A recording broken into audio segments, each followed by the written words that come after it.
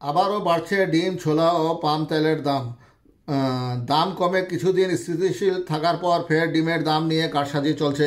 তদারকি সংস্থার নজরদারি না থাকায় বাড়ানো হচ্ছে পণ্যটির দাম। সপ্তাহের ব্যবধানে প্রতি ডজন ডিমে 6 টাকা বেড়ে খুচরা বাজারে 156 টাকায় বিক্রি হচ্ছে। সঙ্গে বাড়ছে পাম তেলের দামও। প্রতি সপ্তাহে পণ্যটির দাম যেন লাগামহীন। এছাড়া রোজাকে কেন্দ্র করে গত মাস থেকেই তেলের দাম বাড়ানো হচ্ছে। সর্বশেষ সপ্তাহের ব্যবধানে প্রতি কেজি তেলের দাম 5 টাকা বেড়ে 140 টাকায় বিক্রি হচ্ছে পণ্যটি। বৃহস্পতিবার রাজধানীর খুচরা বাজার ঘুরে ক্রেতা বিক্রেতাদের সঙ্গে কথা বলে এমন তথ্য জানা গেছে। খুচরা বিক্রেতারা জানায়, বৃহস্পতিবার প্রতি ডজন ফার্মের ডিমের দাম বিক্রি হয়েছে 144 থেকে 156, যা 7 দিন আগেও 135 থেকে 150 টাকা ছিল।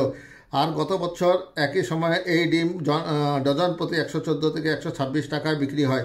মূল্যবৃদ্ধি প্রসঙ্গে নয়া বাজারে ডিম বিক্রেতা আলাউদ্দিন আলেম বলেন, পাইকারি ভারত আড়তে ব্যবসায়ীরা কিছুদিন পর পর ডিম নিয়ে কারসাজি করে। তদারকি সংস্থার নজরদারি না থাকলে দাম বাড়িয়ে নিয়ে অতি মুনাফা করে পাইকাররা।